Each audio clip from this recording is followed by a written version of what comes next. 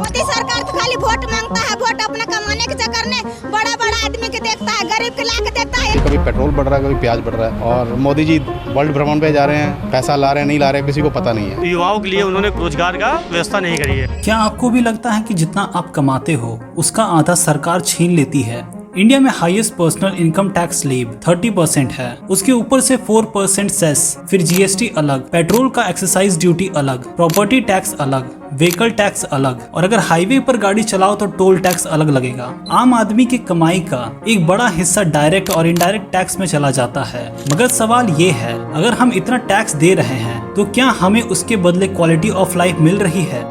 Popcorn का treatment में जब तक वो नमकीन है, सॉल्टेड है, मसाला एडेड है, चटपटा मसाला है, चिली पाउडर है, कुछ हो, सब 5%। But when it has added caramelised sugar, it is no longer नमकीन।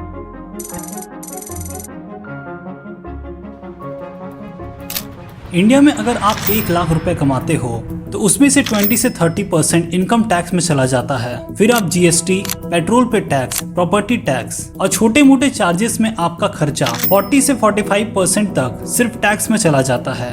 पर फिर भी आप सरकारी स्कूल में अपने बच्चों को नहीं भेज सकते क्योंकि उनकी हालत इतनी खराब है कि कई स्कूलों में तो एक टीचर पूरे स्कूल को चला रहा है। सरकारी हॉस्पिटल्स में लाइन लगती है ट्रीटमेंट के लिए, लेकिन डॉक्टर नहीं मिलता क्योंकि डॉक्टर अपने प्राइवेट क्लिनिक में बिजी होते हैं। डॉक्टर का नाम छपा हुआ है, डॉक्टर आ भी नहीं रहा, वहाँ पे नर्सिंग स्टाफ है सिर्फ। नर्सिंग होम पैसा कहाँ से कमा रहा है?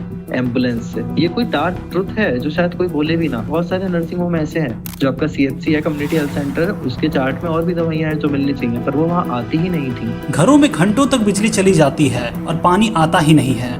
पार्क में से कैनों से भर के साइकिल से लेके जाते हैं, तब ऊपर हमारा घर है 2 मंजिल पे, तब ऊपर चढ़ाते हैं पानी। जब से जन्म हुआ है पहली बात तो पानी भरते रहे हैं, शादी हो गई अभी भी पानी भर रहे हैं, लड़के की भी शादी कर दी और अभी भी पानी भर रहे हैं। आपको अपने ही पैसों से प्राइवेट सिक्योरिटी, हेल्थ केयर और एजुकेशन लेना पड़ता है। ये कोई हाइपोथेटिकल स्टोरी नहीं है, ये है हर इंडियन मिडिल क्लास फैमिली की कहानी। आइए अब चलते हैं अमेरिका, जहां एवरेज इनकम टैक्स 22 से 24% तक होती है, पर उसके बदले उन्हें पब्लिक स्कूल वर्ल्ड क्लास मिलते हैं। पब्लिक हॉस्पिटल्स वेल इक्विप्ड और एक्सेसिबल होते हैं। रोड्स, पार्क्स, लाइब्रेरी सब कुछ वेल मेंटेन्ड होता है और वहाँ की पुलिस भी 5 से 10 मिनट के अंदर रिस्पॉन्ड करती है। और यहाँ तक कि सोशल सिक्योरिटी और रिटायरमेंट के बाद उन्हें कई बेनिफिट्स पे मिलती है। वहाँ के लोग इनकम टैक्स को इन्वेस्टमेंट मानते हैं, पनिशमेंट नहीं।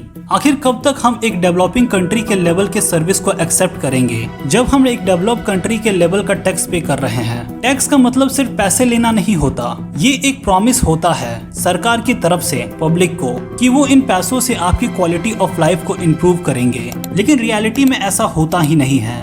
तो सवाल ये है कि ये टैक्स का इतना सारा पैसा जा कहाँ रहा है? तो इसका जवाब है फ्रीबीज।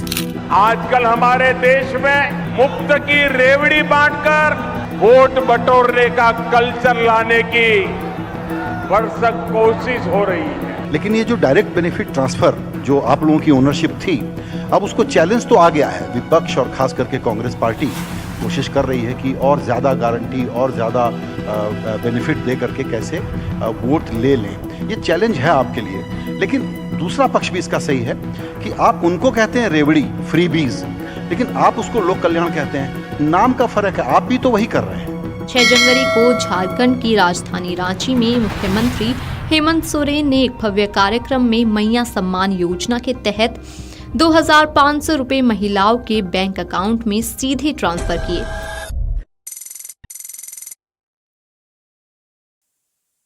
एक तरफ देश का यूथ जॉब्स के लिए स्ट्रगल कर रहा है, दूसरी तरफ सरकारें मुफ्त में टीवी, लैपटॉप, स्कूटर और यहाँ तक कि बिजली पानी बांट रही है। ये क्या है? लोकतंत्र का सशक्तिकरण या फिर वोट बैंक की खरीद? आइए समझते हैं फ्रीबीज यानी मुफ्त की रेवड़ी को। क्या ये देश को आगे ले जाती है या गर्क में? फ्रीबीज का ट्रेंड शुरू हुआ 1967 के तमिलनाडु असेंबली इलेक्शन से, जब पहली बार डीएमके ने 1 रुपए प्रति किलो में चावल देने का वादा किया था। तब से लेकर आज तक दिल्ली में फ्री बिजली और पानी, पंजाब में हर मंथ 1000 रुपए महिलाओं को दिया जाता है, झारखंड में वो अमाउंट 2500 रुपए है, यूपी में लैपटॉप और स्कूटी, राजस्थान में स्मार्टफोन और गैस सिलेंडर, तमिलनाडु में फ्री टीवी और पंखे तक दिए जाते हैं। लेकिन इन सब का मोटिव क्या है? जनता का हित या फिर सिर्फ अपना वोट बैंक बढ़ाना? एक आम भारतीय समझता है कि फ्रीबीज फ्री होती है, पर सच्चाई ये है कि फ्रीबीज का पैसा हमारे टैक्स से ही जाता है। 2022 में पंजाब ने फ्रीबीज के लिए 15,000 करोड़ का फाइनेंशियल डेफिसिट रिपोर्ट किया। तमिलनाडु में सब्सिडी का हिस्सा टोटल बजट का 30% था। राजस्थान में लोन वेवर्स और फ्रीबीज ने स्टेट डेप्थ को 3 लाख करोड़ के पार करा दिया। ये सारे पैसे कहां से आए? वही income tax, GST, fuel tax और लोन बोरोवर से। जरा सोचिए, अगर ये 1 लाख करोड़ रुपए फ्रीबीज के बजाय आईआईटीज और गवर्नमेंट स्कूल को डेवलप करने के लिए दिया जाता, इन पैसों से स्टार्टअप्स को सीड फंडिंग मिल सकती थी, रेलवेज और रोड ज्यादा बेहतर हो सकते थे, क्लीन ड्रिंकिंग वाटर और सैनिटेशन पर खर्च होता, तो क्या भारत और ज्यादा विकसित नहीं होता? फ्रीबीज एक शॉर्ट टर्म इल्यूजन है जो लॉन्ग टर्म डेवलपमेंट को डिले करता है। यूएस, यूके और जर्मनी जैसे देशों में भी पब्लिक वेलफेयर स्कीम्स हैं, पर उनमें प्रोडक्टिविटी सब्सिडाइज होती है। जर्मनी में एजुकेशन फ्री है, लेकिन बच्चों का अटेंडेंस और रिजल्ट भी मॉनिटर किया जाता है। यूके में अनएम्प्लॉयमेंट अलाउंस मिलता है, पर यह भी देखा जाता है कि वो व्यक्ति जॉब के लिए तैयारी कर रहा है कि नहीं। यूएसए में फूड स्टैम्प्स मिलते हैं, लेकिन अगर उसका मिसयूज हो तो उस पर स्ट्रिक्ट एक्शन भी लिया जाता है। उनका मॉडल देश को डेवलप कर रहा है और हमारा मॉडल देश के नेताओं का वोट बैंक बढ़ा रहा है। फ्रीबीज सिर्फ फाइनेंशियल नहीं, मेंटल क्राइसिस भी क्रिएट करती है। लोगों को लगता है कि ये फ्री का राशन, ये फ्री की बिजली मेरा अधिकार है, लेकिन उनको ये नहीं पता कि सरकार इनडायरेक्ट टैक्स के थ्रू ये पैसा उन्हीं से वसूल रही है। क्या तो मोदी जी है कि अपने बात पर अडिग है? अभी तक जनता को उनका लाभ मिल रहा है।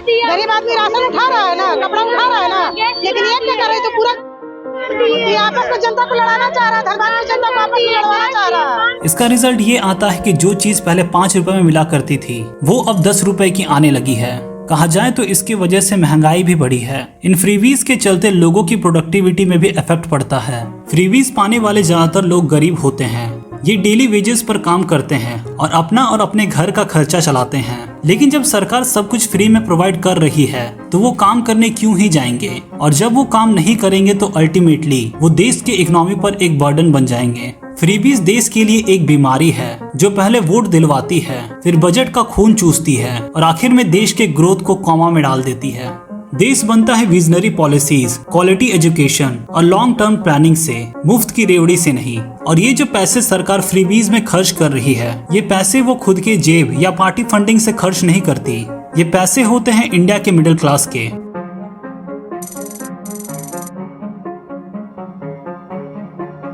इंडिया का मिडिल क्लास जो देश की इकोनॉमी को चलाता है, 64% डायरेक्ट टैक्स इन्हीं से आता है। 80% जीएसटी यही भरते हैं। Education, health care, petrol, LPG सब कुछ फुल प्राइस में लेते हैं। और इनको रिवॉर्ड क्या मिलता है? No subsidise ration, no free electricity, no government scholarship. और जब बैंक से एक छोटा सा लोन भी लेना हो तो महीनों तक पेपर वर्क और बैंक के चक्कर काटने पड़ते हैं। इंडिया में पॉलिसीज 2 एक्सट्रीम ग्रुप्स के लिए बनाई जाती है। पहले है बीपीएल फैमिलीज, यानी वो फैमिलीज जो गरीबी रेखा से नीचे हैं। इनके लिए सरकार स्कीम्स, सब्सिडीज और राशन फ्री में प्रोवाइड करती है। दूसरे हैं अल्ट्रा रिच लोग जो लूप होल्स, टैक्स हेवेंस और कॉर्पोरेट वेवर्स का यूज करते हैं अपने टैक्स को बचाने के लिए। पर मिडिल क्लास का क्या? ये तो ना गरीब है ना अमीर। इनके लिए गवर्नमेंट कोई पॉलिसीज बनाती ही नहीं। मिडिल क्लास तो एडजस्ट कर लेगा, यही गवर्नमेंट कहती है और लोग भी। मिडिल क्लास फैमिलीज के ड्रीम्स बड़े होते हैं, अच्छी एजुकेशन, अपना घर, एक कार और एक सिक्योर फ्यूचर। पर रियलिटी, ईएमआई का बर्डन, एजुकेशन में इतनी महंगाई,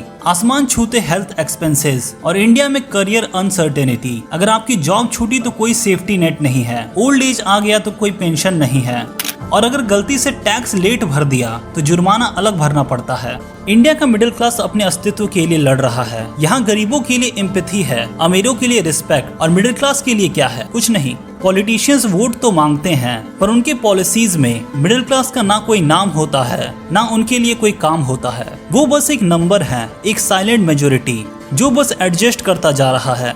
इंडिया में मिडिल क्लास होना अब एक स्ट्रगल है। ना उनका पेन ट्रेंडिंग टॉपिक बनता है, ना उनके लिए कोई पॉलिसीज बनती है। पर क्या वक्त नहीं आया कि इंडिया का मिडिल क्लास खुद के लिए कुछ बोले, अपना हक मांगे? Not subsidy, but respect and return. आखिर ये मिडिल क्लास हैं जो देश को चलाते हैं और जब समय आता है तो देश के लिए जान भी दे देते हैं। तो फिर ये सवाल आता है कि क्या आप सिर्फ एक टैक्स पेयर हैं या एक इंसान भी हैं? इंडिया में 140 करोड़ लोग रहते हैं, लेकिन डायरेक्ट टैक्स सिर्फ 7.4% लोग ही देते हैं। और जैसा मैंने बताया, इनमें से सबसे बड़ा हिस्सा मिडिल क्लास का है, पर इनके लिए ना कोई फीडबैक मैकेनिज्म है, ना कोई अकाउंटेबिलिटी फ्रेमवर्क। अब सवाल उठता है, जिन लोगों का पैसा सिस्टम को चलाता है, उन लोगों का प्रेजेंट डिसीजन मेकिंग में कितना है? ना के बराबर। NITI Aayog, finance commission, planning boards, सब में ब्यूरोक्रेट्स और पॉलिटिशियंस होते हैं। क्या किसी सैलरीड टैक्स पेयर को इनवाइट किया गया बजट बनाने के लिए? नहीं। No taxation without representation British colonial era का नारा था, लेकिन ये नारा आज फिर से इंडिया में रिलेवेंट लगता है।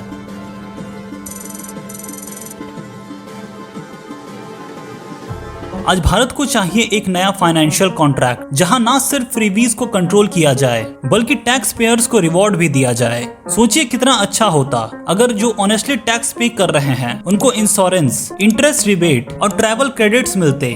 क्या आज के डिजिटल इंडिया में हम एक टैक्स क्रेडिट वॉलेट लॉन्च नहीं कर सकते जिसमें टैक्स पेयर के बेनिफिट्स एक्यूमुलेट हो? क्या एक फ्रीबी अकाउंटेबिलिटी इंडेक्स नहीं बन सकता जिसमें हर स्कीम पर ऑडिट हो?